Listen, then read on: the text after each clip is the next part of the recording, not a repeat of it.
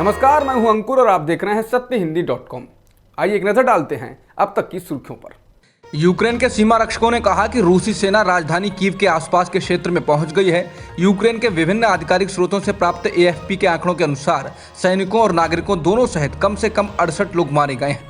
हालांकि मरने वालों का आंकड़ा अलग अलग बताया जा रहा है।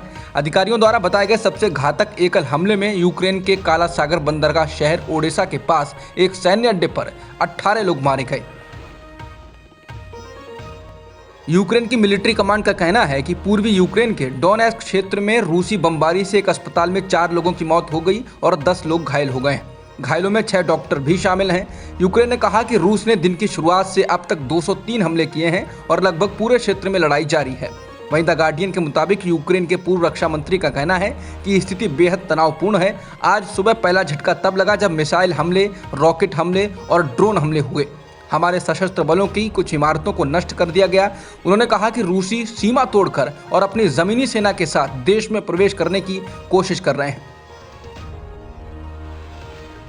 यूक्रेन संकट और इससे भारत पर पड़ने वाले असर को लेकर प्रधानमंत्री नरेंद्र मोदी आज शाम को वित्त मंत्री निर्मला सीतारमण और अधिकारियों के साथ बैठक करेंगे। समझा जाता है कि इसमें मुख्य तौर पर यूक्रेन संकट से भारत पर पड़ने वाले आर्थिक प्रभाव को लेकर चर्चा की जाएगी।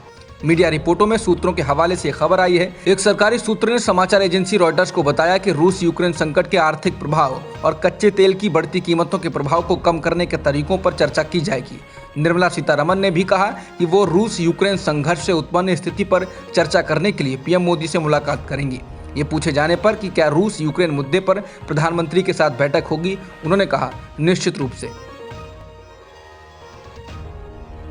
रूस द्वारा यूक्रेन में सैन्य आक्रमण के बीच यूक्रेन में भारतीय छात्र और नागरिक फंस गए हैं। यहाँ ज्यादातर भारतीय छात्र मेडिकल की पढ़ाई कर रहे हैं। ये सभी छात्र काफी घबराए हुए हैं और अधिकारियों से भारत में उनकी सुरक्षित वापसी सुनिश्चित करने के लिए गुहार लगा रहे हैं। इंडियन एक्सप्रेस के मुताबिक यूक्रेन में फंसी कानपुर की रहने वाली आकांक्षा ने कहा कि भारतीय दूतावास के अधिकारी और स्थानीय एजेंट उनसे नहीं घबराने के लिए कह रहे हैं, पर हम कैसे ना घबराएं, दिल सहम जाता है। आकांक्षा का कहना है कि मेरे कुछ दोस्त ही जाने में कामयाब हो पाए हैं। मैंने भी बर्थ बुक करने की कोशिश की लेकिन हो ना सकी। टिकट की कीमतें 60,000 रुपए से ऊपर थीं।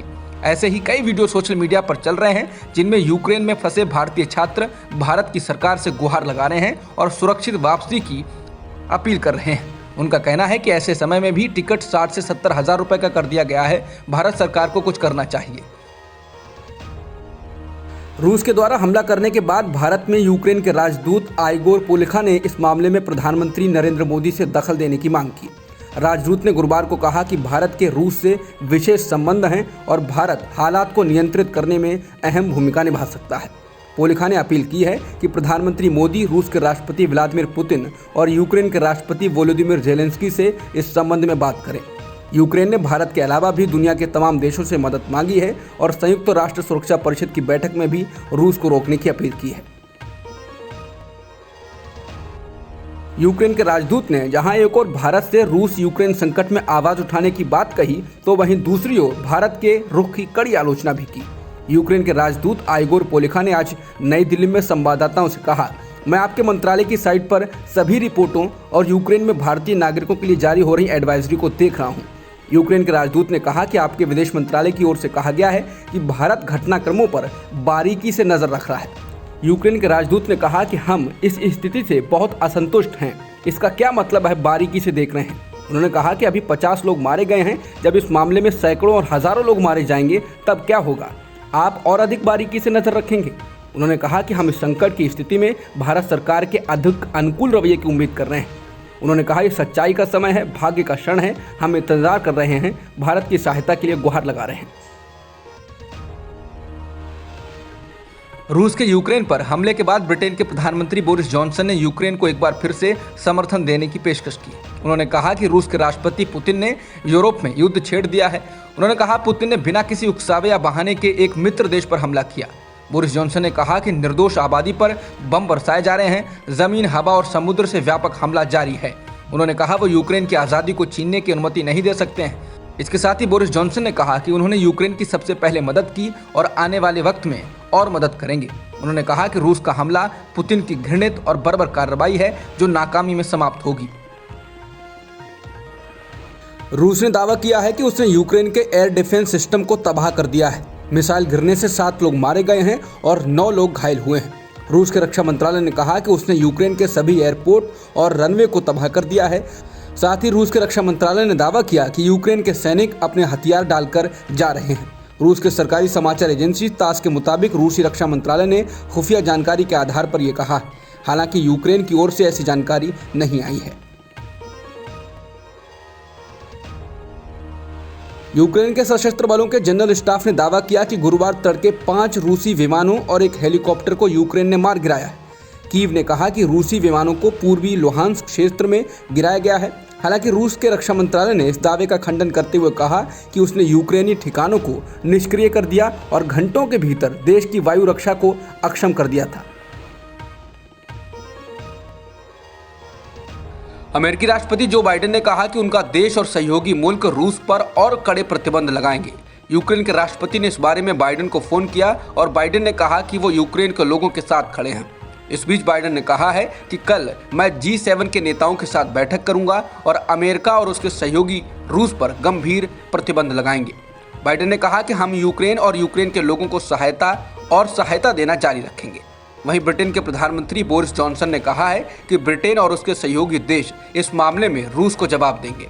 उन्होंने कहा कि रूस के राष्ट्रपति ने खून खराबे के रास्ते को चुना है और उन्होंने ये हमला बिना किसी वजह के किया है। उन्होंने इस मामले में यूक्रेन के राष्ट्रपति से भी बात की है।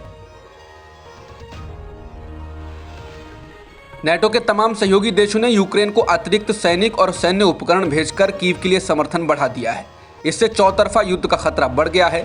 नेटो गठबंधन का कहना है कि उसका कदम यूक्रेन सीमा पर रूस की कार्रवाई के जवाब में है। अमेरिकी रक्षा विभाग पेंटागन ने 8,500 अमेरिकी सैनिकों को स्टैंड बाय पर रखा हुआ है और नेटो ने कहा कि वो क्षेत्र की सुरक्षा को मजबूत करने के लिए जहाज और जेट भेज रहा है। पुतिन के आदेश के बाद नेटो ने भी कह दिया है कि वो इन हालात में यूक्रेन को अकेला नहीं छोड़ सकता। इस बयान से साफ है कि नेटो इस युद्ध में खुलकर कूद सकता है, लेकिन इसमें अमेरिकी रुख मायने रखता है। यूक्रेन के रक्षा मंत्री ने रूसी हमले के खिलाफ अपने नागरिकों से रूसी सेना के खिलाफ हथियार उठाने का आह्वान किया है। इस बीच यूक्रेन के एयर स्पेस को बंद कर दिया गया है। रशियन मीडिया के मुताबिक यूक्रेन में दोनेस्क अलगाववादी क्षेत्र की मिलिशिया के प्रवक्ता ने गुरुवार को घोषणा की कि दोनेस्क गणराज्य के प्रति वफादार यूक्रेनी बलों और यूक्रेन के सरकारी सैनिकों के बीच आखिरी भीषण लड़ाई जारी है।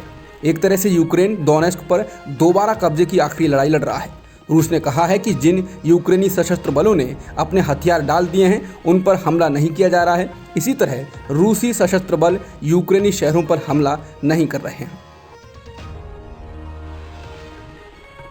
रूस के ऐलान के बाद संयुक्त राष्ट्र सुरक्षा परिषद की आपातकालीन बैठक बुलाई गई। इस बैठक में भारत के स्थायी प्रतिनिधि TS त्रिमूर्ति ने अपनी बात को दोहराते हुए कहा है कि तत्काल तनाव कम करने की जरूरत है। उन्होंने कहा कि 2 दिन पहले ही सुरक्षा परिषद में यूक्रेन की स्थिति पर बात हुई थी और भारत ने तत्काल तनाव कम करने और डिप्लोमेसी के जरिए सभी मुद्दों के समाधान की बात कही थी।